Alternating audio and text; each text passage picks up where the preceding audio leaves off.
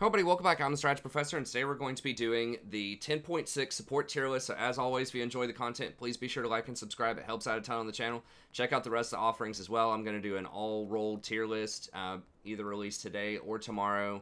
And then we stream every night, usually starting around 10:30 or 11 p.m. Eastern Standard Time, going till about 3 a.m. Eastern Standard Time. We are a diamond support, but we also just got our unranked account into ranked.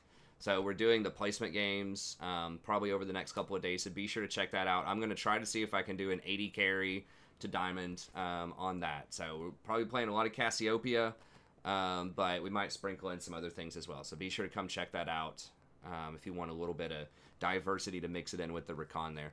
And then we have lots of other content as well. We have in-depth topical guides, champion guides, other past tier lists, coaching sessions, just thousands, literally thousands of videos on the channel. So there's tons and tons of stuff for you to check out during this coronavirus insanity that's going on out there. And we're constantly adding more, so be sure to check that out. Okay, let's go ahead and get in here. And you, as always, if you're new to the channel, you can find access to this Google Doc in the description, and so you can kind of get a cheat sheet for the tier list. And then with each one of these, you can click on them, and it'll tell you recommended runes, recommended items, and then it's got a 1 to 5 rating system that I put in there for different things that I use to evaluate a champion. So lane pressure is how well does the champion perform in lane, how likely can they get priority for rotations and things like that. Kill threat, how likely is the champion able to cause a kill in the laning phase. Safety is how safe is the champion from ganks, specifically during the laning phase. And then scaling is how well does the champion perform over time, and reliability is how likely is it that someone can play this champion well with a moderate amount of practice over a long period of time. So some of that is how difficult is the champion mechanically and in terms of decisions, and another part is how well does the champion fit into the overall meta right now. Are there a lot of counters? Are they good in a lot of different compositions? Okay, so you can find that in the description. I'll also have timestamps, and you can press the little cog on the YouTube button if you want to go faster and just move it up to about 1.5 speed, and you can probably still understand most of what I'm saying. So these are all ways to make it faster and navigate the videos. I know people get scared because sometimes they're about an hour long, but that's what I can do for you without sacrificing the content. Okay, let's go ahead and get started here. So, Rakan, still going to be number 1. Shouldn't be a surprise to anybody out there. I still have people asking me, well, why is Rakan? Why do you have him number 1? Why do a lot of these other tier lists not have him number 1? I think that a lot of people just don't understand, like, why Rakan's good. And I think it's kind of difficult to understand why he's good unless you have played him a lot or you've played against him a lot. So he's obviously really good at high-level play, right? He almost always has a high win rate and a pretty high play rate. Now, obviously, pro play is going to be skewed a little bit because of the coronavirus stuff going on, so there haven't been a lot of leagues that have been open. So on 10.4, he wasn't doing that well. He's at 27% on 10.4, but it was a really low sample size. And before that, I think on 10.3 and below, he was at like 56 or something % win rate when there were a lot more games going on, I believe. Yeah, he was at 58% on 10.3, so it's just such a low sample size, it's difficult to determine. And he's almost always around a 50% overall win rate. He's at like 50% dead even right now, but he's usually between 48 and 50% on the win rate factor. So what is it about Rakan that makes him so good? The main thing is versatility. And that's what I, hammer over and over and over again, is that it's a pretty diverse meta right now. I think this is one of the best metas overall we've been in a while. With a couple of exceptions, I think that AD carry is exceptionally weak right now. But other than that, as far as the other roles go, I think there's quite a large diversity of different types of team comps, different types of threats, enemies you might face, allies you might have, and just being able to adapt to that and maximize your influence in the game as support is really important. So, if your team has tanks, you want someone who can play around tanks. Your team doesn't have a tank and you need it engaged, you can be able to play around that. Your team wants to, use something like a Fiora or a Riven to split push for a win. You need to be able to play around that. Your team wants to team fight, with like a Darius or a Maokai top or a Set or something like that. You need to be able to play around that. Your AD carry goes 5-0. Your AD carry goes 0-5. You just got to have something for every situation because it's just not really heavily defined by one class of champion. There are several tanks that are good. There are several scaling champs that are good. There are several assassins, early game champs that are pretty good. So Rakan brings that versatility to the table. because he has one of the best overall shields in the game. This is remember, you get 2 of these for the price of 1. So this is a 1.6 AP ratio with a 280 shield once that shield gets maxed out, and that's going to be one of the strongest basic ability shields in the game. Janna, by comparison, I believe is 220 with a 0.7 ratio. So much less. So he scales really well with AP, which means you can get things like Ardent Censer or Athene's Unholy Grail if the situation looks good for it. He can use those items and succeed really well in that scenario. If you want to scale, you can do that. He also has one of the best engage tools in the game because the quickness allows you to get in a range for the engage. You can, of course, use your W to gap close even more, but then you can also use your E to gap close and CC people with quickness.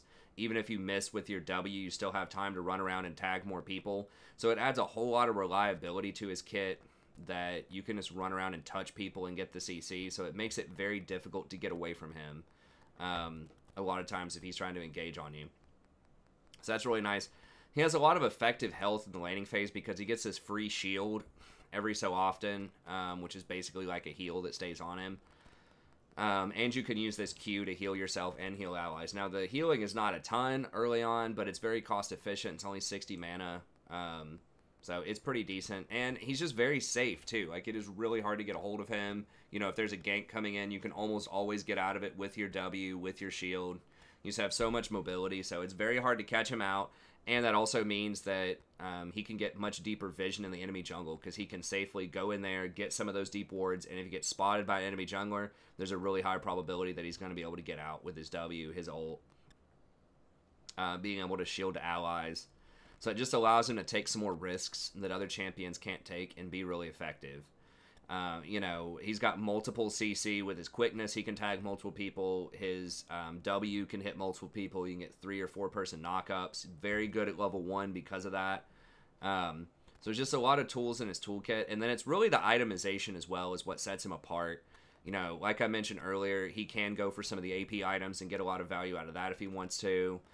Really common build is to start with a Zeke's on him, which is excellent. It gives him a nice little assortment of stats, which can help him survive. Now, he does have lower base stats than a lot of the other engaged tanks, although not nearly as bad as it used to be. He's got 550, as we'll see, I think, with Maokai here in a little bit, who's kind of the new person on the block that we're going to talk about.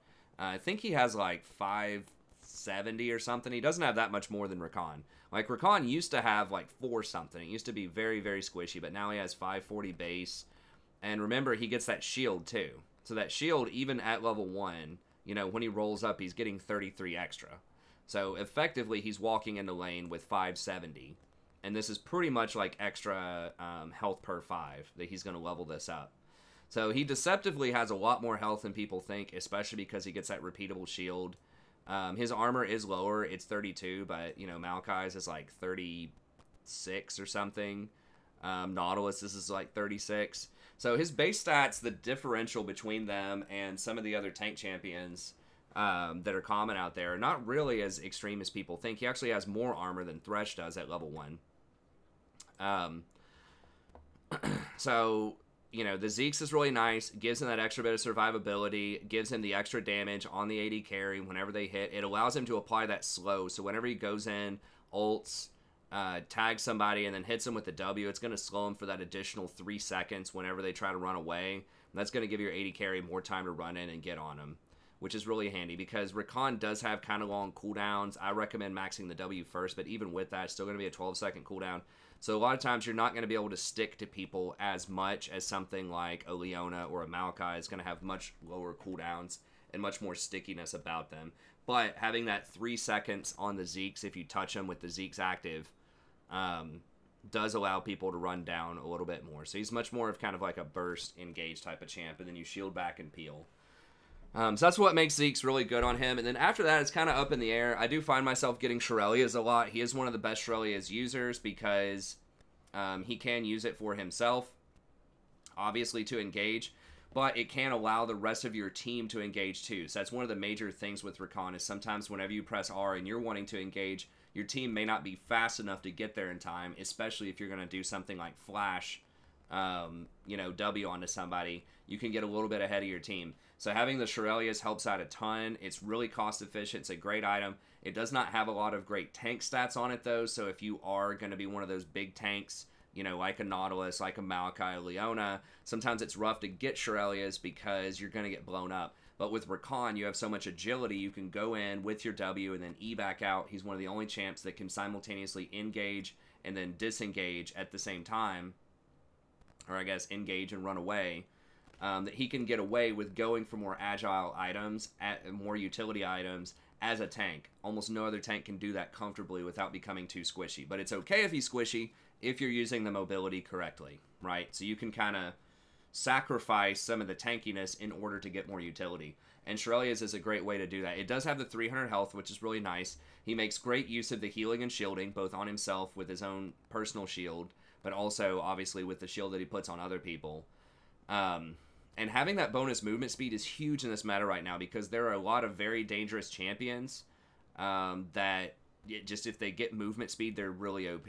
So, like, obviously, the 3 big top laners right now, you've got your Darius, your Garen, and your Set. All of those have been nerfed a little bit over the past few patches, but they're still going to be really strong. So if you give them that extra movement speed, that's huge to play around top laners. And then even things like Diana, like Echo, can be really good. Olaf is pretty common. He's really strong. So there, almost everybody's going to like movement speed one way or another. And being able to give that movement speed to engage, or in some cases, if you need to disengage, if you have an Olaf running at your AD carry, there's not a lot you can do about that as most supports, unless you have that Shirelius to help your AD carry run away. So I think that's a fantastic item. I find myself getting that a lot. If your AD carry is really popping off, though, you can double down on the on-hit, right? So you can start off with the Zeke's, which gives him some on-hit damage, and then you can go over and get an Ardent Sensor if you want to. So if your Vayne goes 3-0, 4-0 in the laning phase, they seem really competent, you can go for the Ardent Sensor, which is going to be great. Your AD carry's feeding, no problem. Go for a Shirelius, play around your Darius. Your team is, trying to get a really good team fight in. You've got like a Rumble and a Misfortune or a Jarvan. Really team fight centric comp, you can go for Redemption. Or if people on your team are going to be getting Spirit Visage and you have a lot of tanks on your team, maybe get Redemption. So if you have like a Zac on your team or Mundo or just something else that's going to get Spirit Visage, Redemption can be specifically really, really strong there. You need some magic resist. They have a lot of magic damage and you want a shield on your team, you can go lock it. They're stacking a ton of physical damage. They have an AD assassin like a Kiana, a Talon, a Zed, something like that. You can go Knight's Vow. So he just has like an item for every situation, and it feels like there's always a combination that can make him powerful and relevant. You can go more roaming with mobility. I find myself more lately going Ninja Tabby and Mercury Treads for better defense.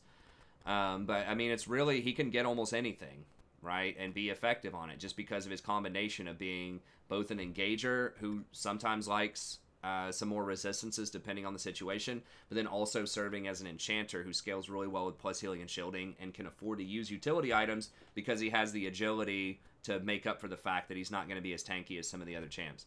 So he's just the, Swiss Army knife, jack of all trades, solo queue warrior. He's extremely good. You just have to be able to adapt, and that's what's really difficult with Rakan is you have all these possibilities, but you have to see the opportunities and play around them correctly. So, for example, if you're used to going something like Zeke's Knight's Vow, and you get used to that every game, and then all of a sudden one game your AD carry's popping off, and you want to try to go Zeke's Ardent Sensor, it can really catch you off guard if you haven't practiced that a lot because you're going to be a lot squishier. So you're going to be like, dang, that thing just one-shot me. What the hell? But it's because you took Ardent Sensor instead of going for Knight's Vow, right? And then if you, find yourself getting a redemption, but you don't get that redemption too often, you may not time your redemption correctly, right? You might forget you have it in your inventory, or you might be late on it. You might say, oh crap, I have redemption. You throw it. It's 1 second too late, and your team loses the fight. So you just really have to be able to adapt and understand and calibrate how you're playing, how much damage you can take, how much power you're giving your different teammates because your items are so different, because you don't get the same thing every single game, or at least you have the option to be more versatile. So that's really the hard part about Rakan, is making the right decisions, not only in your itemization, but whether you should try to save people or not. How are you going to use your shields? Are you going to start off with your W, or are you going to start off with your R plus your shield and then hold on to the W for this other champion that has a really important ability that you need to counter? So, for instance, are you going to start off that fight by Ring and Eing onto your jungler who's attached to their support, and then you charm the support? Do you use the W there to knock them up and make sure you kill the support? Or do you wait because you see that Katarina coming in and you want to hold your W so you can interrupt the Katarina's ability? And I find myself, even playing a lot of Rakan, sometimes you can still greed out and mess this up. So sometimes I'll like R and then E onto somebody that we've engaged on, and I think they're dead for sure, and then I W away and hit the back line instead. I'll hit like the AD carry and somebody else, and then they don't kill the person I engaged on the front line. So they get saved by something, or they flash away, or just something crazy happens, and then the fight ends up getting totally turned around because I didn't fully commit all of my resources to killing that one person. I got greedy and tried to go for multiple people. And then sometimes you commit everything to one person, and then you don't have anything to counter that Jinx, that 5-0 Jinx on the backline, or that Katarina who's about to use her ult. You already used your W to kill the support, so now you don't have that anymore. So just figuring out how to use those resources, how to allocate your gold, how to move around in team fights, what you're going to use your cooldowns on, and just adapting to different situations because he is so versatile makes him very difficult to play. And that's deceptively why he's hard. It's not that his mechanics are that hard, right? He has like basically one skill shot with his W, so that's not the hard part. It's the decisions and the fact that you have so many possibilities that full optimization, playing him perfectly given all of the different considerations and possibilities that you could do, that's what makes him challenging. So you got to put a little bit of time into him, but I think if you do play him with a decent amount of practice, you can become very, very good on him. So that's why I think Rakan's number one. Got to have my standard 15-minute Rakan pitch on every tier list, but there he is again. Okay, so moving on from Rakan, should be a surprise to nobody who watches the channel. I think that Nami is still in a really good spot overall as well. And one of the themes that's going to be coming up, and Rakan fits into this, but Nami does too, I think that AD carries as a role are just terrible right now, honestly. I think it's the worst role. There are so many games where the AD carry, I feel like, just does not matter. Like, it feels like most games are determined by either, mid, jungler, or top in a lot of games, depending on which champions people pick. Like, there are some AD carries that can pop off, and if they get fed, they can have an outsized impact, right? You've got, like, Vayne, if she gets really fed, can have a huge impact later.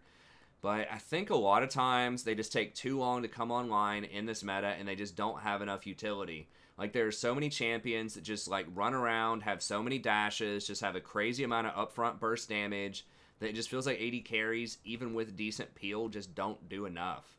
Like, there are just too many OP things in other lanes, right? Like, the supports, if you have, like, a Leona or a Nautilus or something, they activate their shield, they activate their Gargoyle Stoneplate or something, you're never going to kill them. You're going to be sitting there the whole fight just beating on this Leona, and she's just never going to die most of the time. And then Ninja Tabby is so good against AD carry as well. And then simultaneously, the things that do heavy damage, like your Jinxes, like your Twitches, they can be engaged on, and they're pretty immobile. They don't have the ability to get away from assassins. You can't itemize into tanky stuff, really, right? Like, that's a huge problem, is that you have to kind of go glass cannon because your baseline abilities, often with a lot of AD carries, don't do that much damage. So you have to scale, usually around crit, which means you have to go like 3, heavy offensive items before you do any damage. And yes, you can do very heavy sustained damage at that point, but there are a lot of champs that do heavy sustained damage now, right? You've got like Cassiopeia, you've got Azir, you've got things like Diana, Echo, Vlad. There are a lot of champs that can do heavy sustained damage in fights that also do other things. They can build more defensive items. They can build, or they do have more mobility. Their abilities up front do more burst.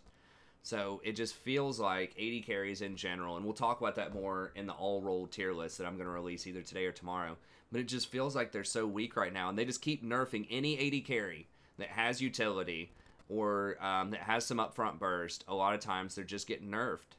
And we saw on this patch that Sona got nerfed really heavily, I think, quite heavily. And they just updated Wukong, who's another champ. It's going to have like 1 million dashes and be able to blow up the AD carry.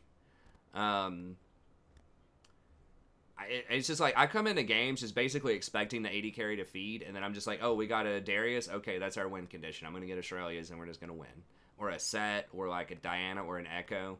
You know, if the AD carry does something, it's like a pleasant surprise. And that's like not to necessarily knock the players, it's just the role. It feels so bad. You might be saying, well, why am I doing an AD carry to Diamond or to Platinum? Why am I trying that? Because I'm playing Cassiopeia. That's why. We'll talk about that a lot more. And if I wasn't playing Cassiopeia, I'd play something like Vlad or try to learn Azir or just some kind of mage. And, you know, Senna just got nerfed pretty hard on this patch. Her scaling got cut by 25%, and you can't proc it as often. And then Aphelios, for some reason, got like 3 more nerfs. I mean, I know it's because of Pro, but it's like, really, guys? I mean, on 10-3, he was a 61% win rate, which is good, obviously. On 10-4, though, like, after the nerfs on 10-4, he's at 50-50.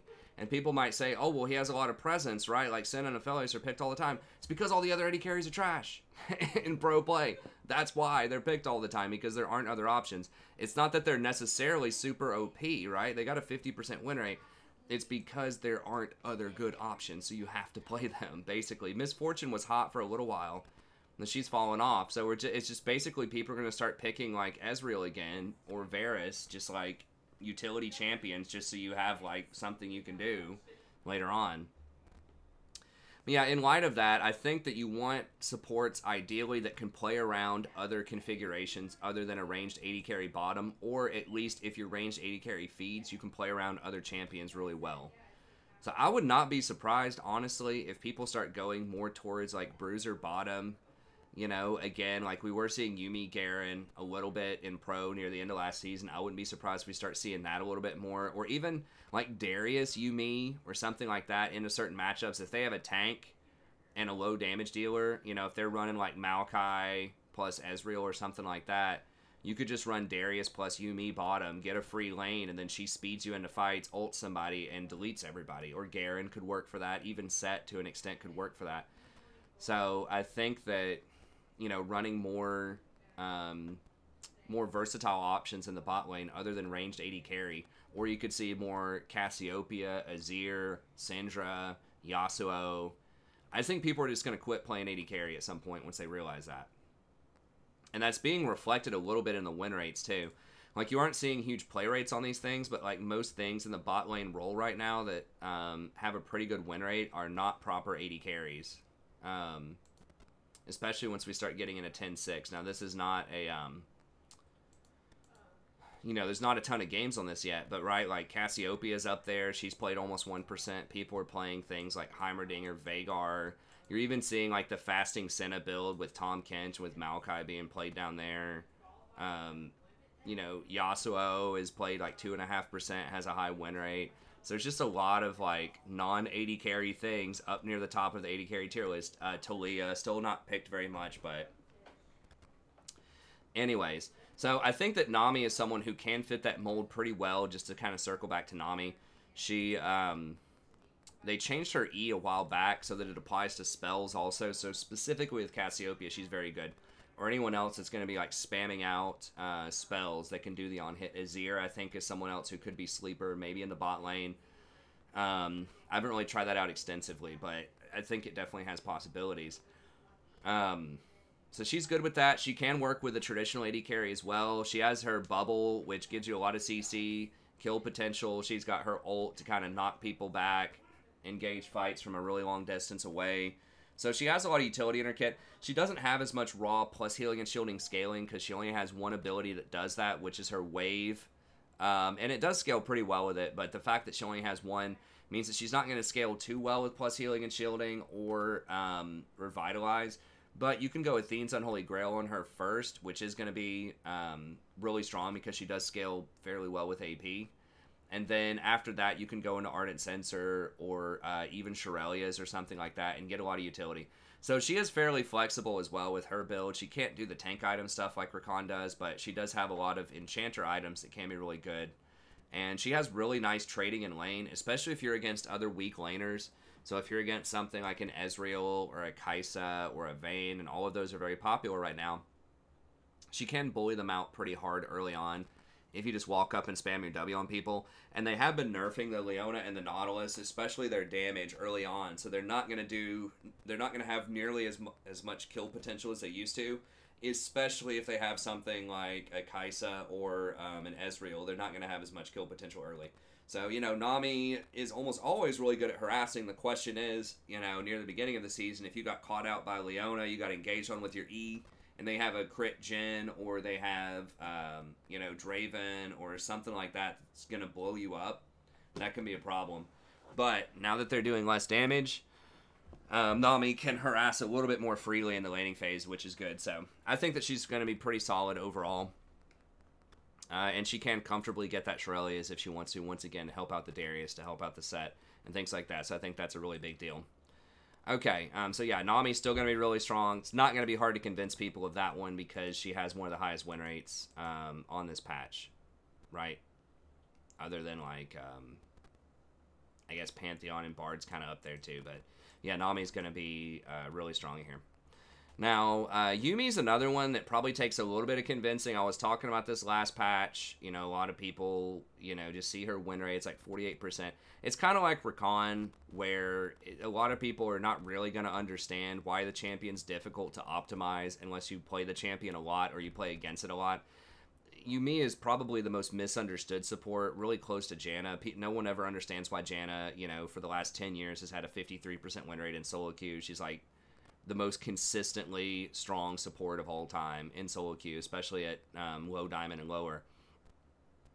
But if we look at Yuumi on League of Graphs, and I showed this last time,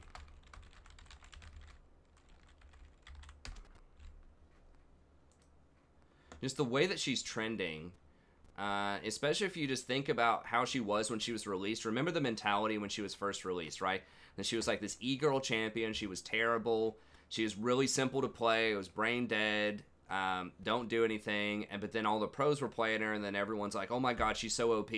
She got banned all the time, like 40 up to like 45% win rate.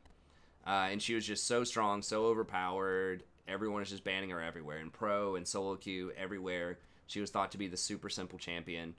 But yet she was really strong. And now people have been so used to, after the last 6 months or so, thinking that she's garbage, right? Because her win rate went from about 47% down to 38% in December, that everyone's like, oh, she's total trash. No one can play her. She's in the gutter. She's so bad. Her popularity also dropped off a ton.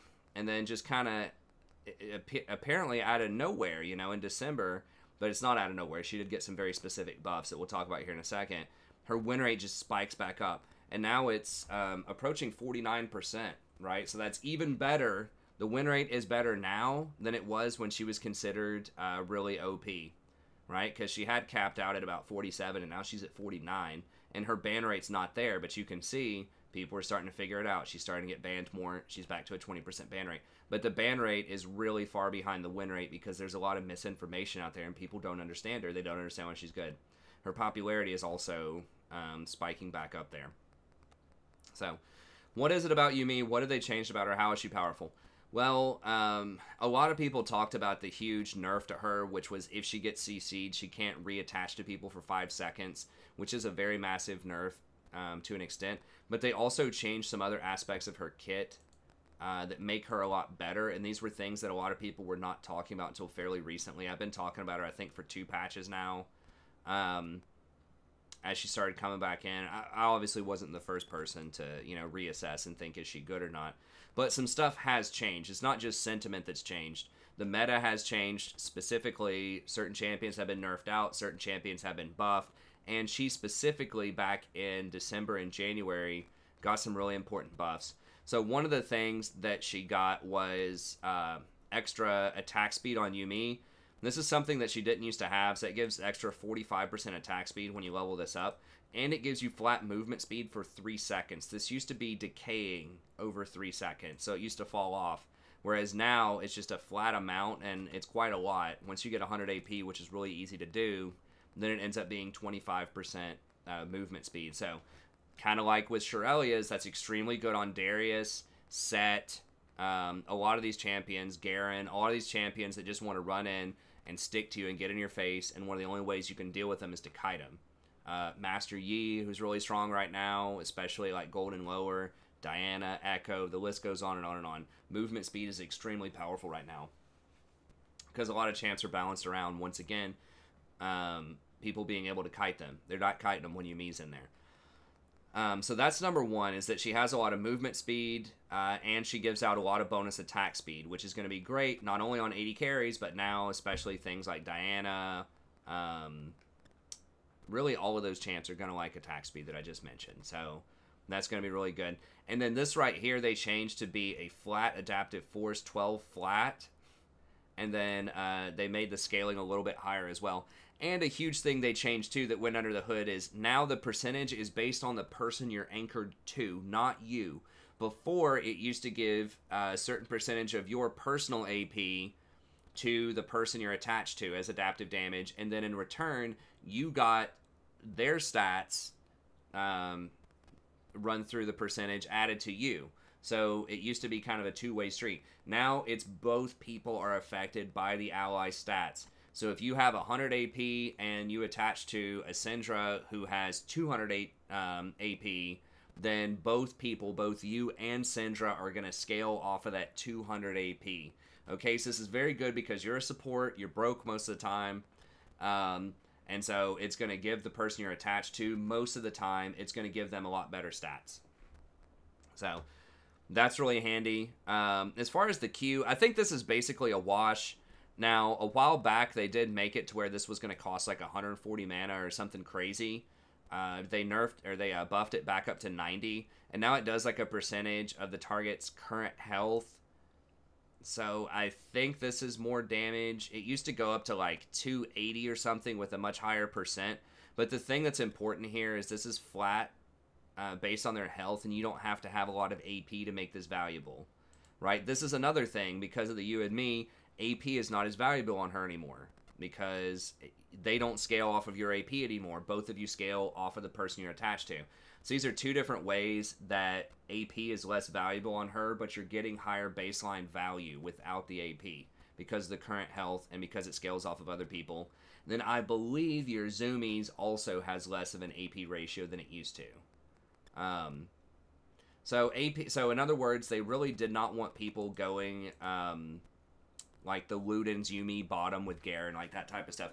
So stuff like Ludens, not nearly as good as it used to be. Rushing things like that, rushing Magi's. I mean, you can do those things if you want to, but you're not going to get nearly as much value out of that as you used to.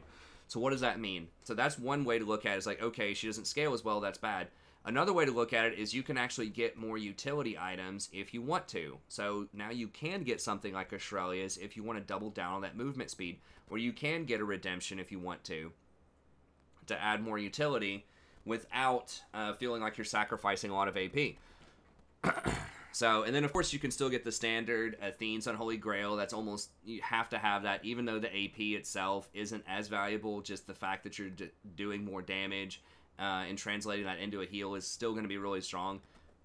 And then a lot of times you do want to go Ardent Sensor, but you do have the option, once again, your AD carries feeding, you want to attach to a Darius or a Garen or something like that, you can go Athene's into Shurelia's and take advantage of that. So she's a really good abuser of that. So I think those are the things that have really made her strong right now, is that the change to her scaling and how that works. She has more baseline power and efficiency with less gold, less items required. She does scale less over time than if you got a lot of AP. If you were mega rich and in the past you got Magi's and Ludens and you were like 20-0 or something, yes, you're not going to be as strong. But I think in more realistic scenarios for most players, she is on average going to be stronger with less gold, and she can itemize into more efficient things.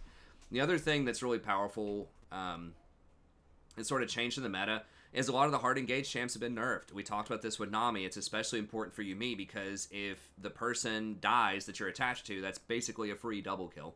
Whereas with Nami, you can probably get away even if stuff starts getting south, or at least your AD carry can get away if they engage on you. Versus Yuumi, it's almost always a double kill if the person Yuumi's attached to dies.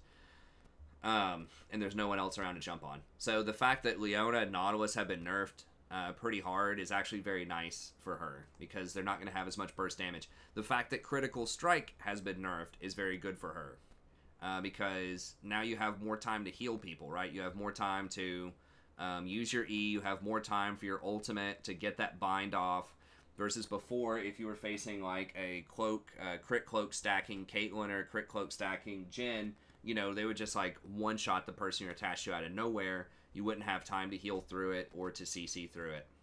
So now you have a lot more time, and there are more tanks running around the meta. Maokai is becoming pretty popular top. Ornn's still getting played.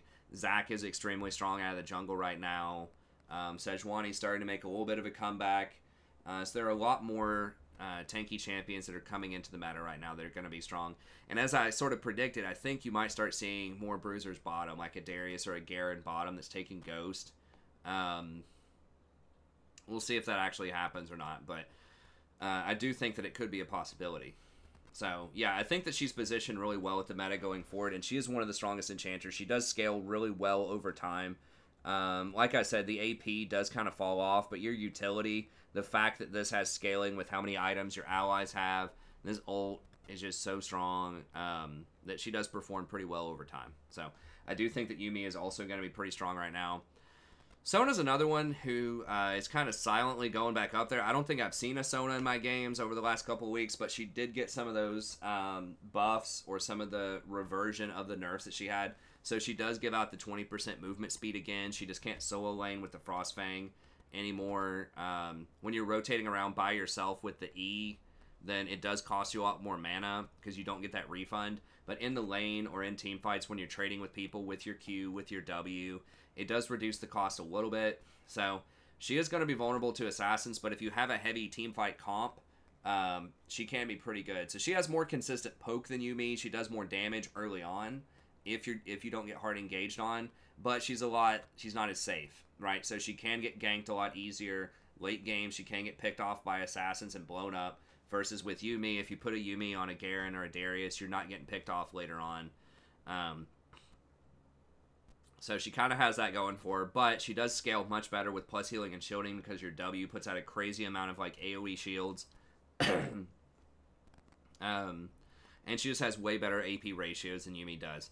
So if you're giving somebody like 3 items and you are going to be able to not die as Sona, you're going to be able to stay alive, they don't have a lot of assassins, then Sona is going to outperform Yuumi in a lot of situations. But she doesn't have as much CC as Yuumi does. You know, her speed up is a little bit more conditional, although it is pretty good. So, you take it with a grain of salt, but I think that Sona, if left unchecked, is going to be the superior, like, ultimate high-scaling teamfight enchanter if you can live. So I think a lot of times with Sona, especially if they're going for like assassins, then you can get something like Barrier as your as one of your summoners, and then you can get Ninja Tabby or Mercury Treads, and that can go a long way with her. And you can even do Guardian. I think that doing Aerie most of the time is going to be where you want to be, but it is possible to do Guardian if you're afraid that you're going to get blown up. That could be a possibility. I know I was experimenting with that with Soraka in the preseason and Janna in the preseason versus Assassins, and it was okay. So it's up to you, but I do think that Barrier is something that is really criminally underutilized on someone like a Sona who's going to need that extra protection. So if you have the protection, if they don't have Assassins, especially if they have 1 or 2 tanks that can frontline for you, I do think Sona's very good. And like I said, she provides a lot more consistent harass in the lane with typically Aerie, Scorch, and her Q can't miss. You just press Q, it just automatically works. Right, versus Yuumi, it costs a lot more mana, it's harder to spam it, and you have to actually hit them. It is a homing missile, but you'd be surprised how hard it is to hit that versus like some competent players that are hiding behind minions. So Sona's just going to be a lot more consistent, way easier to play than Yuumi, but going to be more dangerous. A final note on Yuumi, too, that I didn't mention is that she's a lot harder to play than people think she is. And a lot of it is, it's very disorienting in fights where you are, what you're doing, and who you're attaching to. Because, you know, to play her properly, you need to be jumping around a lot of times in fights to different people to heal them, speed them up, get different angles for your ult, get different angles for your Q. And it takes time for you to jump from one place to another, and sometimes something weird happens, like you're trying to jump onto somebody, but they end up dashing or flashing out of range, and you accidentally jump off of the person you were attached to instead. Or you're trying to attach to somebody and then they flash or dash and do something stupid and jump in the middle of the enemy team and you weren't expecting it. So it can just be really disorienting, especially that first scenario where you're trying to dash onto somebody in a really busy team fight and they go just out of range, and then you pop off and you think you're attached to that person, but you're actually not in a crowded area, and you get blown up by some sort of AoE effect. or you get CC'd and you can't reattach for 5 seconds. So if you haven't played her a lot, it can be very, very disorienting in fights, trying to jump around and figuring out where you are, who you're attached to, when there's like funky stuff like that going on. So that's partially what makes her really hard. It's like, yeah, is it really easy if the Garen's 10-0 top lane and you just sit AFK on the Garen and just press E to speed him up and R to ult? Yes, that's really easy. But in a lot of games, it's not going to be like that. They're going to be close games, and it's going to be really complicated team fights where you need to be jumping around, and you can get disoriented, and you can get caught out. I mean, they can CC you while you're in transit. So if you try to jump from one person to another and a Mumu ults while you're midair, then you get CC'd out of that, right? Or if Thresh flays you out or any number of other weird CCs happen, you can get knocked out in transit. So now a lot of players at most ELOs are not going to do that on purpose, but you could still get accidentally knocked out by specific things or just dealt damage. I mean, you try to jump from one person to another and a Ziggs bomb's going off, you're going to get blasted for that damage while you're in transit. So, you know, there's just a lot of weird stuff that can happen, especially in busy team fights with Yuumi. So she's pretty dangerous, and to play her optimally, you need to be thinking very carefully and like really locking in and not getting lost when you're jumping between people. So I'll tell you, even as a diamond player, like I get disoriented and confused playing Yuumi sometimes. Now I'm not like a Yuumi expert; I haven't played her a ton, but you know, just jumping around in some of these complicated team fights, especially when you think you jumped on someone and you didn't, it can be very weird. So, anyways, let's talk about Maokai for a little bit. So he's been sort of the hot topic for the last few patches. He's had a high win rate. I have kind of hesitated to put him in there for a few reasons, but I'm going to go ahead and put him up here now because I think that the nerfs to Leona and Nautilus were a little bit stronger last patch than I thought they were going to be. The win rates on those champions have dropped down, especially Nautilus. I think he's like pretty close to 50% right now. Yeah, he's almost 50% dead even, and like 3 or 4 patches ago, he was 53, 54%. So he's fallen down, and then Leona's fallen quite a bit too, although not quite as much as Nautilus, but and then Maokai is going up there. So win rates aren't everything, but there's certainly something to keep track of, especially on champions that are this popular. Like, these are not obscure champions, and their play rates have been about the same. They're falling off a little bit, but it's very clear they just don't do the same kind of damage that they used to do, and that's really the big issue there. So what is it about Maokai? Why are people playing him? Well, he does a lot more damage to kind of make up for that. So if we look here at, where's his picture here? His Q does a lot more damage than it would seem early on. So, and it's fairly cheap too. It only costs 50 mana. So it's something that is spammable in fights where you're not going to run out of mana as much with it, which is really handy, versus like the Nautilus E. Like, spamming that costs a lot more mana if we want to compare that to Nautilus. Nautilus is the next person, so I guess we can just go ahead and maybe try to compare the two here. Kind of get a double team. Let me see.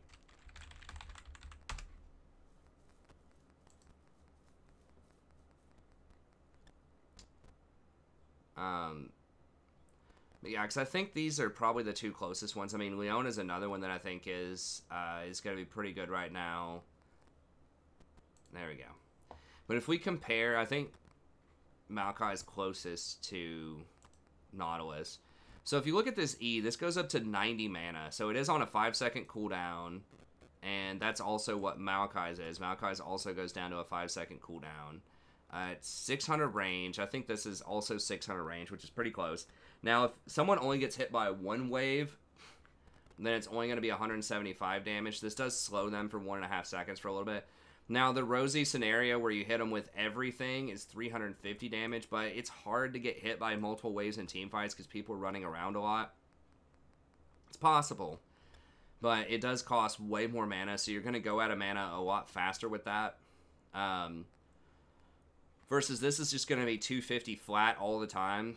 It also has a little knockback, which is really nice. And that knockback is key against a lot of champions out there because you can stop mobility with that. Now, it does have a delay on it, so you got to keep track of that. But if, like, a Zac is trying to jump on your AD carry, and this is a huge thing, it's very hard to peel Zac unless you have a displacement. Just a stun or a root is not going to do it. You have to have a displacement. And so this Arcane Smash knocking someone back can knock Zac out of the sky, and that's really, really important. There are some other champions that kind of, I guess Tristana's not as popular, but she'll try to jump forward. Jarvan will try to jump forward. Hecarim might be running. If he doesn't ult, you can interrupt his Q, or his E, I guess. But there's a lot of stuff that has dashes right now. You can interrupt Rakan if he's trying to run in and dash at your AD carry. So there are a lot of champions that are... Leona's another one. She's trying to go in with her E. You can Bramble Smash and knock her out of that. So there's a lot of ways that having a displacement is really, really powerful on a support, and that's something that Nautilus doesn't have. He can hook people. You know, you can hook the Zac out of the sky if you want, but that's a lot riskier. It's on a longer cooldown. It's less likely to work. So that's something that's really nice. It can hit multiple people as well, kind of like the wave. It does knock people knocked back up to 300 units. So not only does it sort of slow them, but it also can potentially push them back into your team, which is huge. If you can get on that back line and then Bramble Smash them back into your team, that's going to be pretty big. Or even just smashing them away from your team for 300 is huge. So I do think that that is very nice. It is spammable. It doesn't cost much mana. Does a nice guaranteed flat amount of damage. The other thing is Twisted Advance is also really handy because you go untargetable, so that makes it very difficult to peel. So if you run and you go on their backline with their AD carry, there's almost no way they can peel. Like, they can't flash it, they can't dodge it. Now, you do have to be careful with this because if you do try to W onto somebody and they are near their tower, they can dash or flash under the tower and take you for a ride, and you're going to die probably if that happens.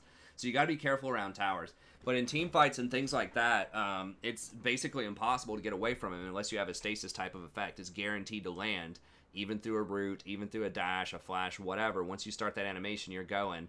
And they can't peel you. So Janna's not peeling you off while you're going on there. It's just going to happen. And you can use this. I believe you can dive with this as well. Now, I haven't seen this done a lot. I haven't watched a lot of Maokai support, but I'm pretty sure, because you become untargetable, I'm pretty sure you can dive with this, and if there's an enemy wave there, you can reset the aggro. So you can, like, go in, dive on somebody, potentially. Now, you'd have to hold on to your Twisted Advance to do that. So you'd have to start off with an ult, and then just walk up to somebody, take the aggro, you know, Q them under tower, do some damage, and then you can Twisted Advance onto an enemy minion. Once you have the tower aggro, you take a bunch of shots, then that'll drop the aggro and switch it over to a minion or to another champion. So anything that can drop aggro is going to give you a lot of power, especially in early tower dive situations. That's a little bit more for like high-end play and pro play, but I think that that could come into play in solo queue in a lot of situations too. So he has the untargetable. I mean, there are other things also that untargetable can do. Obviously, you can dodge like Karthus ults. You can dodge like, if you time it correctly, you can dodge a Nautilus ult. So there are a lot of like point-click abilities you can get away from. I think you can probably dodge like a Fizz Fish if that's attached to you. You can dodge the damage on that by going untargetable, I think. I haven't tested out all of these scenarios, but the fact that you go untargetable is really abusable and really powerful. Just see Fizz. How many things does Fizz get around and sort of troll his way out of? It's the same thing with Maokai. You probably go through like a Veigar cage with it. So there are a lot of things that untargetable does that's really dirty, and he can do that with his Twisted Advance. So it's difficult to dodge. That is to say, you're not getting out of it unless you have like a Zanya's Hourglass or something. It's point click, you can't miss it. So yeah, it's really, really efficient versus now it's shorter range. That's the biggest thing about Maokai, especially Maokai support, is his engage range is super short. So that's really rough. I mean, the 525 is very short. When you think about something like a Nautilus being I think it's like 1100 range. Blitzcrank Hook is something similar, a little bit further even. Leona's like 900 with her E. So you're going to have to get creative. You're going to have to either get flanks or you're going to have to control vision and catch people out of bushes. But you can do that, especially in lower elos. You can get vision control. People, you can fake a back. People walk up. You can engage on them. You can take something like a Shirelia's if you want to, or Righteous Glory and get on top of them. You can use your ult to catch them and then, you know, catch up to them with your Twisted Advance. So you have to get a bit more creative, but once you do get into range, then it is extremely difficult to get away from him. He's very, very sticky, so I think that's really handy. Also, the root duration up to 1.4 seconds is quite a long time. So if you think about like a Nautilus, this is just a slow. That's comparable to Bramble Smash. But yeah, the Staggering Blow does go up to 1.5. That's at level 16. Most of the time it's going to be between 1 and 1.25. So it's kind of similar to Staggering Blow there. But either way, very, very good. Has a lot of aspects to it that a lot of people overlook that can make him really tricky when you practice and learn all those weird things. It's good. So the things you can like stop movement with Bramble Smash and the Twisted Advance, like how you can dodge certain things with that, make his skill cap like at the absolute perfect level of play actually fairly high because you have so many tricks you can do with it. But the floor is also really low. Like you can play a very effective Maokai and not know any of that stuff, right? You can not do any tricky like knocking people out of the air and twist advance. You can just walk up to people, twist advance, and just roll your hand across the keyboard and probably be pretty effective in a lot of elos as well. So it's great for beginners, and there's a lot of stuff to master that's going to feel good if you play him a lot. That's going to be great for pros. So that's going to feel really awesome when you knock a Zac out of the air, or you dodge a Karthus ult, or reset tower aggro with your twisted advance.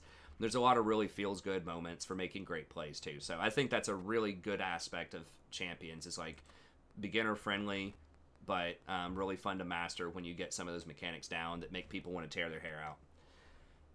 The enemies, that is. Okay, Sapling Toss. This is one of the things that really sets him apart from a lot of supports also, is that he has very good scouting in bushes. That's something that Leona and Nautilus don't have. You just basically have to face check and just hope you're tanky enough not to get blown up. Versus the Sapling Toss can be used to scout really well. It's only on a 10-second cooldown, so you can use this very frequently. It's not part of your core rotation, so if your Sapling Toss is on cooldown because you checked a bush with it and they engage on you, you can still fight. Like, it's fine. You can still function without your Sapling Toss, right? You're going to lose a little bit of damage. Not a huge deal.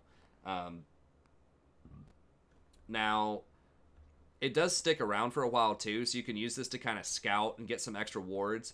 So its baseline is 30 seconds, which is really handy if you're out of wards or you just want some additional coverage and you're trying to set up for Baron or Dragon or something like that, and you know people are going to rotate, then that can be pretty good. So I think a lot of people are maxing Bramble Smash, and then they're maxing Twisted Advance, and then they're maxing Sapling Toss.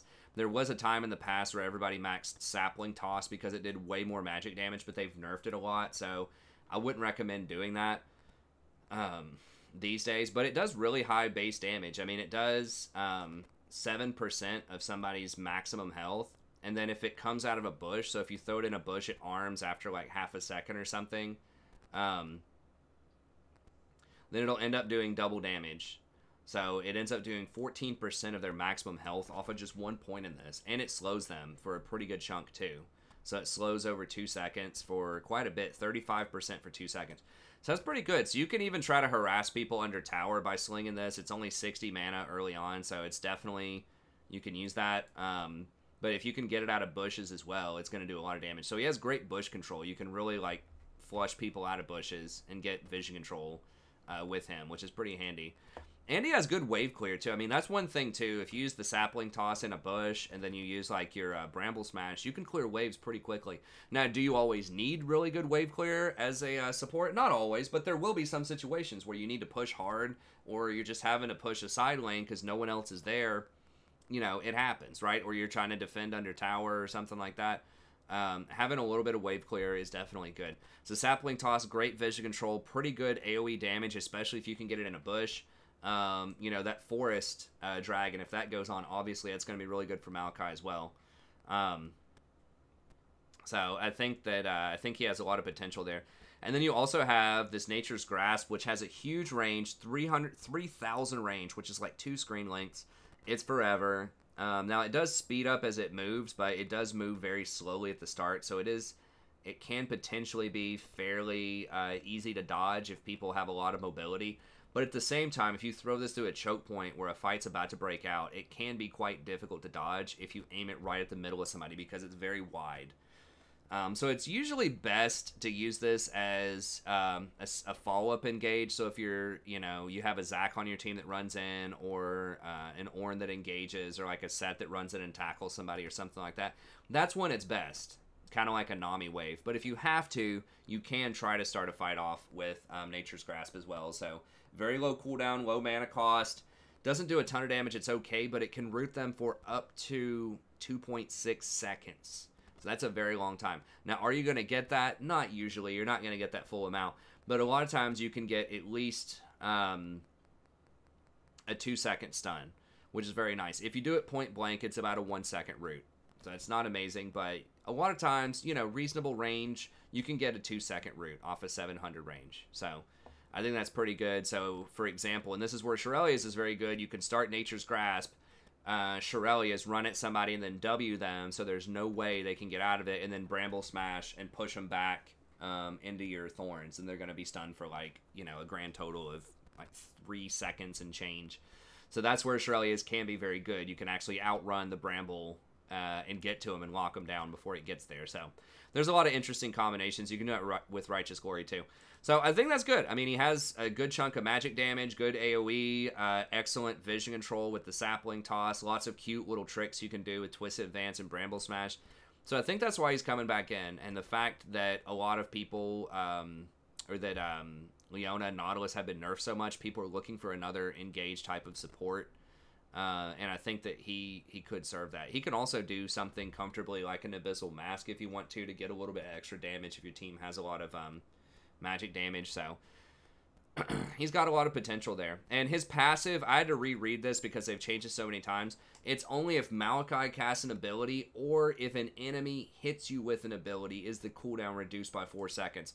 Back in the day, it used to just be all spells that were cast around you by allies, enemies, didn't matter. If people were casting spells, you'd get your sap magic up. They nerfed that a lot back in the day. So now the ability has to actually hit you, or it has to be you casting stuff to get the cooldown. So it's not nearly as strong as it used to be. But let's be real, it's still pretty good, right? Like once you get to level 6 or so, it's 7.5% plus 15 of your max health. So even with 1,000 health, you're still getting a 100 health bonus. And if you know, just activate this and then just cast like 3 or 4 abilities, it's going to be up again. So you're going to trigger this. That's if they don't hit you with anything. So you're going to comfortably trigger this in a lot of even short fights at least twice. So that's going to give you back, you know, 15% of your maximum health. And if you ever revitalize, it's going to be even more. So yeah, he's good. He has good stats too. I mean, he's about on par with other people. The 565, remember Rakan, I think, had like 545 or 550 or something. But he's got that pretty good armor at 39. So I think he has a lot of potential there. Now, as far as runes go, and I know we got to speed this up. We're almost at time here, but I really wanted to hit on Maokai because everyone keeps asking. And I might actually try him out a little bit more, maybe on my Smurf, maybe in some normal games or something, just to kind of get used to him and see how I feel. I did play him once on the Smurf, and he felt pretty good. I'm not entirely ready to say he's better than Rakan, but he is very good into Rakan because that point click, like, it's so hard for Rakan to deal with that because you can't dodge it, right? You can't shield out of it. You can't W out of it. If you're in range and he presses W, he's going to get you, right? And then he can also Q to knock back your W. So he's a pretty good Rakan stopper, honestly.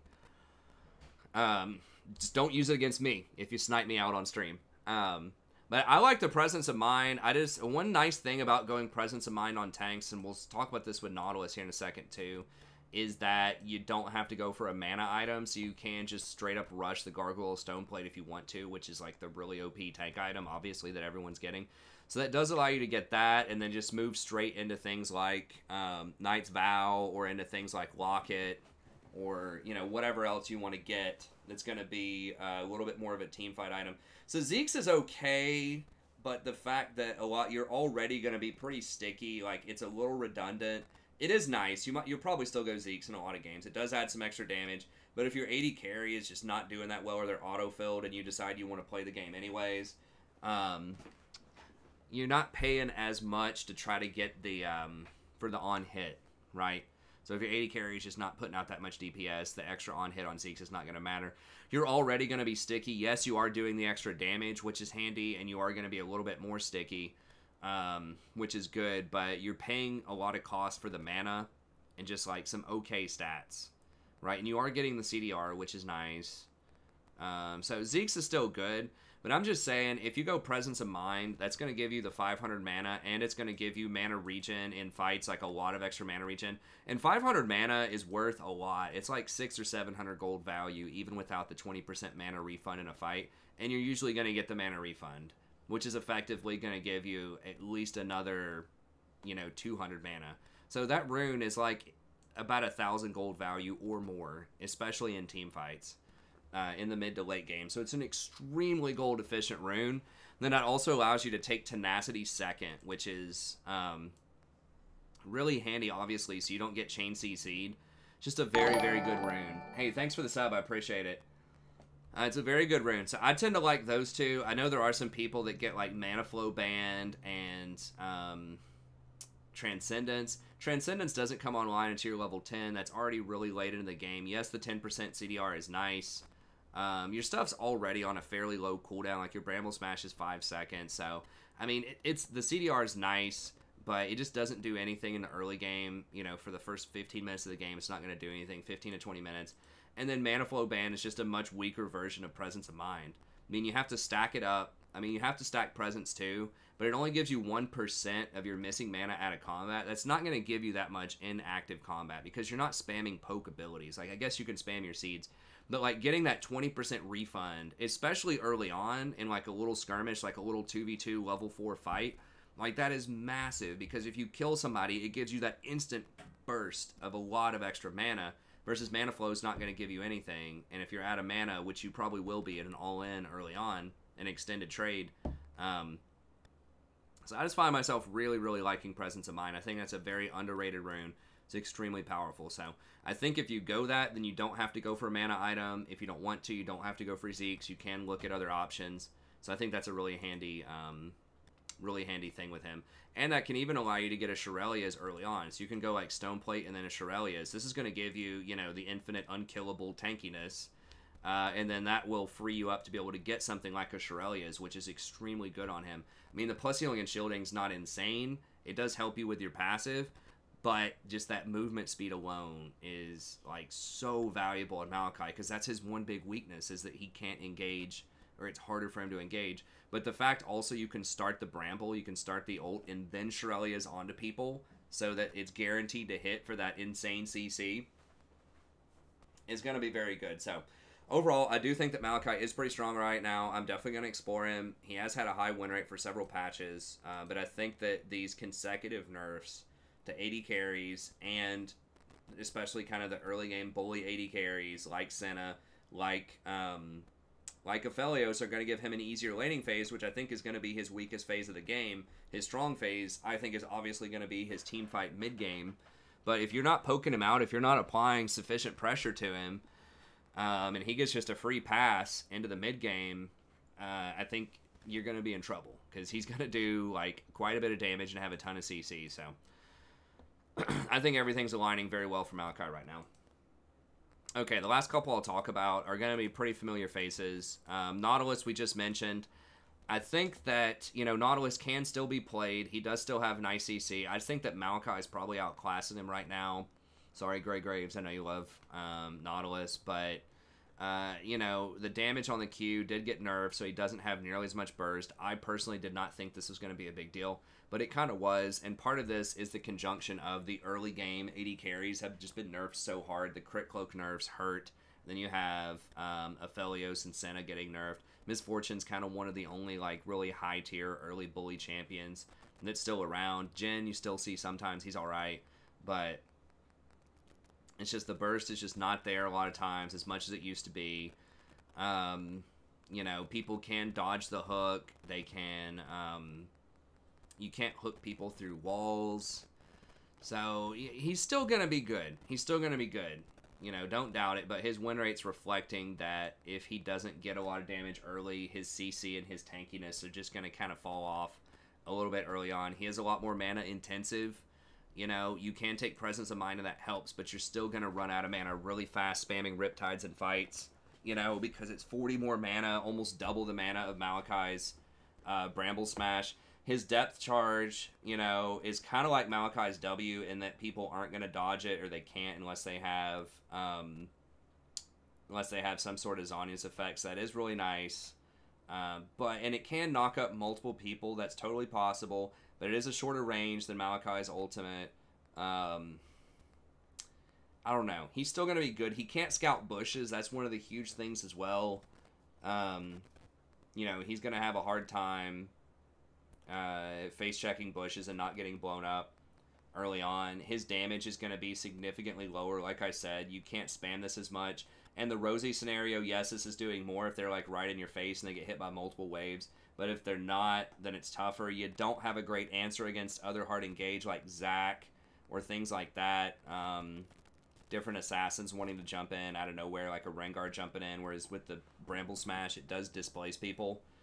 So I think he's still good. It's just not as good as he used to be. Your shield is pretty nice. Maokai kind of has this on his passive. It's a little bit weaker, obviously, but you're going to be able to trigger it probably more often in many fights, at least twice in most fights, in the time that it would take to trigger one Titan's Wrath. So I think it's pretty similar in terms of tankiness. But anyway, so I think he will still be good. You do still have some options with him. He has a much longer engage range, and his ultimate is guaranteed to hit at a longer range. So the big thing is range, right? You've got your hook range. You've got your depth charge range. So Maokai does not have the range. So Nautilus can function a lot better without a Shirelius. So he can comfortably go something like a Zeke's into Gargoyle and function a little bit better that way. But he's not going to be able to use Shirelius as well because he's just going to be too squishy. And he's going to need more mana, I think, off of that. So, you know, the fact that Shirelius is such a strong item, I keep saying that over and over again with Darius, Set, all these other champs. Shirelius is like low-key, probably the most OP support item right now. It's very, very close. And a lot of tanks just can't get it. You know, that's part of what makes Rakan really strong. Part of what, like, having that as an option for Nami and Yuumi makes them really strong. But then Maokai can get it, I think, because he's already sort of tanky enough, and he can skip the mana item because his mana costs are so low. He can skip that mana item, go Presence of Mind, get the Gargoyle first, and then get the Shirelias. I think that it's that build order that's kind of low-key making him pretty strong right now as well. Okay. Now, Maokai does not have great AP ratios either, so, like, you can try to get something like an Ardent Sensor if you want, plus Font of Life, but I think that's getting a little too cute. I probably wouldn't try for that. Okay, Blitzcrank, everyone's familiar with him. Grab somebody, blow him up.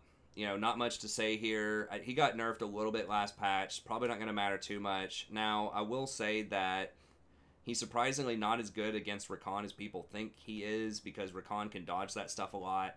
And, you know, if you do manage to hook the AD carry, maybe Rakan can't save him fast enough. I don't know. Like, it's not like my favorite matchup versus as Rakan, but there are certainly far worse ones. So he's okay. Like, Rakan's okay against him, but he is very good against Nami, Yuumi, Sona, and Janna, and all of those are really, really powerful right now. So I do think Blitzcrank is strong. Got to be careful. Not as strong against Maokai, not as strong against Nautilus or Leona, but Blitzcrank still can be pretty good. The nerf to Moby Boots does hurt him. You still have to get Mobies on Blitzcrank, but he still is going to be all right. I don't remember what his win rate is, but I think it's pretty decent. Yeah, like 52 is pretty good. And then Janna's another one who's there.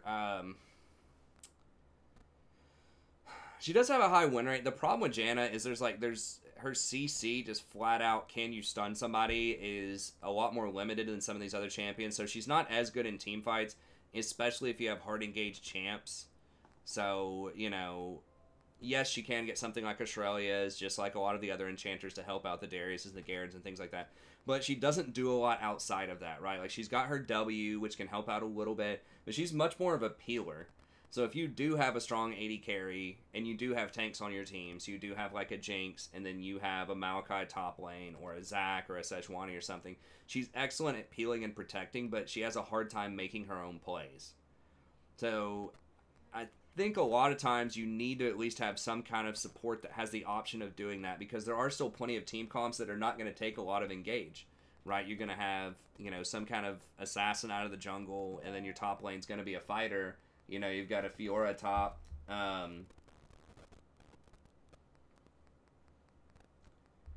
You've got a Fiora top, and you've got you know, whatever else, Kha'Zix's in the jungle or something, you need to be able to have that engage option, I think. So there are more engages. Hecarim's going to be getting played more this patch. Zack's really popular, so there are more tanks out of the jungle, so that's good for Janna, and obviously she has a high win rate. But it's like your fate is in the hands of your team. And the fact that, like I just said, traditional AD carries just feel like trash right now, honestly, no offense to the players. I think many people would agree with me. The role just doesn't feel good. And they just nerfed, like, two of the best AD carries really hard, the Aphelios and the Senna. Senna will still be, like, okay, but not as effective. Aphelios is going to really get hit hard in solo queue. And the fact that I think eventually people are just going to start playing non-traditional stuff more, especially if pros do it. You start seeing more weird stuff. You're already seeing, like, the fasting Senna bot lane as sort of, like, an alternative, sort of, to AD carries. And I wouldn't be surprised if we see more, like I said, Cassiopeia, Taliyah, Syndra in pro, and then in solo queue, even stuff like Yasuo or Azir. And she's just not going to work as well with those. She needs somebody who gives out a lot of flat AD and someone who's going to be good. You know, if your Vayne goes 0-5 in lane, that really hurts Janna a lot because, yes, she can help out other people, right? She can help out Darius. She can help out, you know, your Ahri mid with shields. But it's not as good because she doesn't have the speed up. She doesn't have the like the catch and the other types of utility that other champions have. A lot of her power is based on that shield, and a lot of that shield's power is based on the 50 AD you give somebody. So if they don't really use AD that well, then you're going to be losing a lot of power. And the fact, like I said, she doesn't have anything to speed her allies up if they're running away from her. If they're running towards her, she has her passive, but like, she has a high win rate. She is good just for me, and I've played a lot of Janna. I think she's probably my second most played champion of all time. I played a ton of Janna back in Season 6 and 7, so I'm very, very familiar with that champion. And she's good in metas where AD carries are really good, and I just don't think it's shaping up to be that meta right now. So, yes, you can play her. She gets a lot better if you have some kind of AD assassin on your team that really likes the flat AD. So, like a Talon, a Zed, a Kiana, something like that. That makes her a lot better, right? But it's just a lot more conditional. And I think that you can use something like a Maokai to kind of help you peel out a little bit. Could potentially replace part of her functionality. So she can still be good. She does have very nice point-click harassment against other engaged champions like a Leona and stuff like that. Although she's going to lose that harassment battle to things like a Sona and a Nami in the laning phase. So I think she has a rough matchup into Sona, into Nami, early on. I think the Yuumi matchup's also pretty rough, so I just think that there are probably better options out there, but she can be good. If you're duoed with an AD carry, you know you can trust who's going to be strong, she can be solid, especially with things like a Jinx or a Twitch, or even like a Kog'Maw, stuff that like doesn't have a lot of mobility, but if they get to stand and fire and just auto attack a lot, they're going to blow people up. It's going to be pretty good. So I think Jinx is probably the best one right now for that, but there could be some other options. Okay, Bard is another one. Like, he's got a high win rate. I'm never a firm believer in Bard. I don't know. Like, if you are really good on him, he definitely can work. I mean, I guess I just underestimate him. He is good against Rakan because when you shield somebody, it stacks you really close to them so you can get hit with the Q. So I think he has that going. You know, the stasis for an engage can be good. It has a lot of utility around different abilities. So he's fun. He has a lot of stuff going on. To me, he just seems really risky. They did nerf his chime scaling a couple of patches ago. Obviously, still has a good win rate on this patch. It is a fairly low sample size. But, you know, he's still doing all right. So, I mean, you can play him if you want. I feel like his itemization is pretty bad. Some people are going, like, what is it? The plate, the really heavy armor thing that gives you a lot of movement speed. And like rapid fire cannon, dead man's plate, rapid fire cannon has been really common, but those items are very expensive. If you don't get ahead, it just feels like it can't work. To me, he's just too risky. He's very conditional. You got to get the pin with the Q. You got to time your ultimate right. You got to coordinate your roaming with your AD carry so they don't feed. It's just, it feels like you're working really hard for a payout that I don't think is going to be as high as other champions. Like the baseline case, what happens with an average Rakan in an average situation, I feel is not going to be like that great. I feel like the floor is really high and the ceiling's high, But like the scenarios where he's really useful, it feels like you're working really hard. It's kind of like Thresh, where it's like Thresh can be really overpowered with all the stuff that he does, but right now it just feels like you're working overtime to get the same kind of results that other people would get. So if you love Bard, if you want to try him out, you can do him, but there are probably better options out there. Leona, you know, she does have a higher win rate than Nautilus, but I think that Nautilus is just going to have a bit more utility. He has better wave clear. His ult is harder to dodge and work around. She does have better mana management. She has shorter cooldowns, but he's a lot less risky too because he can hook towers to get away from sketchy situations. So I would still rather have Rakan, but, you know, Leona's close enough. If you want to play Leona, you want hard engage, but you don't want to play Maokai, you don't want to play Nautilus, you can still make her work. She's just going to be a little bit riskier than either one of those, I think, and just not have as much utility. Sona support, I think, is going to take a dive here. I think that those nerfs are going to hurt Sona support a lot as far as her scaling.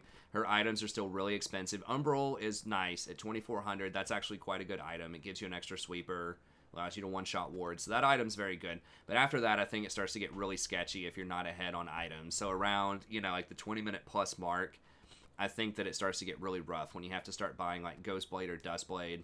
Other people are going to be stacking a lot more armor. You're just not going to have the gold to keep up with the curve as fast as a traditional AD carry Senna. So this is for like straight up support Senna, not fasting Senna, which we'll see how that works out. But she's okay. But I feel like for a lot of people, there are probably better options.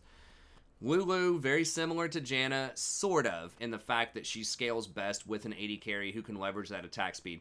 However, Lulu does also give a really big movement speed, so that is very nice with the Darius, with the Garen, things like that. She can work around that. Her ult is a really nice point-click, like, infusion of health, very good against assassins, adds an extra layer of stickiness, it gives that knock-up, and it also adds that slow so that people can stick even better. So pretty good. If you had something like a Yasuo bot lane, that would be phenomenal because it's just a point-click knock-up. Basically, if Yasuo gets close to them, you just press R and it knocks them all up. So that's really handy. It's on a very low cooldown too, her ult. So she has a lot of things that are nice about her. She doesn't scale very well with plus healing and shielding at all because her ult's an infusion of health. Her base shield is okay. People who get a lot of attack speed are going to like her, so people that are going to get Gensus, because every time that you auto-attack, it does extra damage with picks as well. So things like traditionally, she's extremely good with Kog'Maw, who has been doing pretty well as an AD carry, I think, lately. And then with maybe something like maybe Vayne, maybe Twitch, she can be okay. So I think Lulu does have some decent applications, but she can get, you know, bullied and overtaken by someone like a Sona. I feel like in a lot of cases, Yuumi's just going to be better. Lulu has a better win rate, but I think if someone plays Yuumi better, Yuumi could be better. Lulu's going to be able to put out a lot more harassment in the laning phase, consistent harass, so Lulu's going to have a much better lane. But I think late game, especially if the enemy has a lot of mobility and a lot of assassins, Yuumi is just going to be safer, and she's going to add a lot more to team fights as well. So, I don't know. Maybe Lulu should be tier 2. I could put her up there instead of like a Leona or maybe a Janna or something, but she's just very conditional. You can mess her up a lot too. It's very easy to misclick when you're trying to polymorph the enemy in traffic and you accidentally like give your ally movement speed. Right, when you're like the assassin's literally right on top of your AD carry, like their frames are overlapping. It's almost just RNG who you click on with your W, right? Because there's no way you can click on like a tab or a picture or something to target the enemy. You have to click on their physical frame.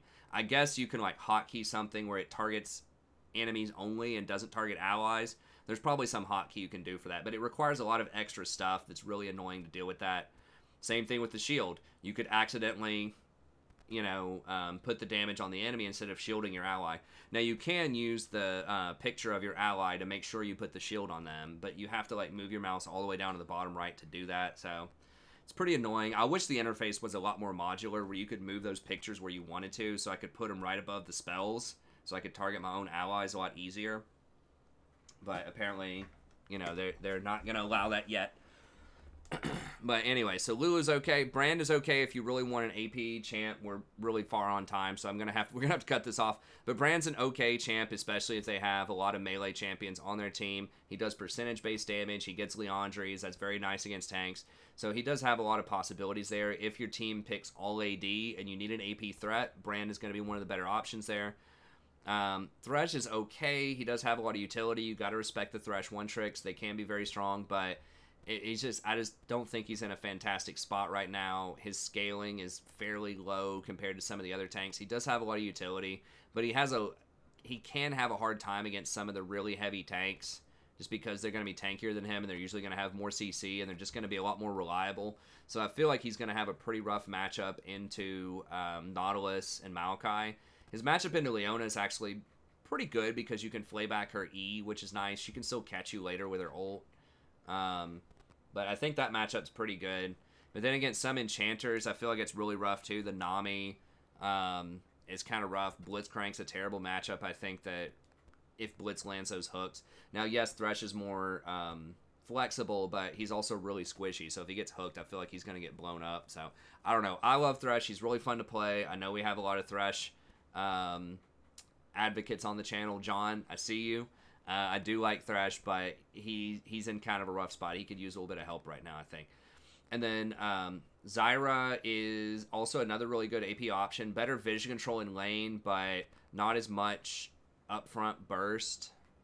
It's like the single target is there, but like the best case scenario, if everyone's grouped up, Brand is going to do more. But if everyone's spread out and you're trying to pick people off, then like Zyra could be better. The thing about Zyra, she has really long cooldowns and she's very, very dependent on her plant cooldown, which is really long. It's like 20 seconds. And if you want to level up the plants, that means you're not leveling up your Q, which takes a lot of damage out of your kit. So I think they should lower her plant cooldowns, honestly, quite a bit. Or like do what they did in the past and say if you put something into the W, you get CDR or just some other benefit out of it to encourage you to put more points into your W. So, yeah, I think that's kind of what I think of her, and that's kind of what I've learned playing Brand and Zyra over the years. My Zyra is way better than my Brand. They're almost literally the same win rate, but Brand has lower cooldowns. He has heavier mana requirements, but he has much lower cooldown, so he has more uptime. He can fish for stuns a lot more in the laning phase. He can cast a lot more spells in team fights. So if you do end up taking something like Presence of Mind on him, so you could take like Mana Flow, Comet, and then Presence of Mind, Coup de Grace. That could be pretty good. A lot of people do like to go for the Dark Harvest on him, which is okay as well, because your Flames can usually pull people under, or can usually get good Dark Harvest stacks off of people. But anyways, I think he's pretty good if you can control his mana costs. Pyke is okay if you snowball really hard. He can work. And then Morgana did get a buff. In theory, she can be good against things like, Nautilus and Leona. But I feel like she has a really tough matchup into some of the other enchanters. She's okay. Just she has really long cooldowns, and she's kind of one-dimensional. I guess two-dimensional. She has her Q, and she has her E, which are both very strong. But her W is just basically not an ability for a support. And then her ult is like super conditional and not fantastic in a lot of circumstances. It's okay. So, anyways, that's going to be it. Thank you very much. Hope you enjoyed this. Be sure to like and subscribe if you did. Come by, check out the stream, and I'll see you next time. Have a great day.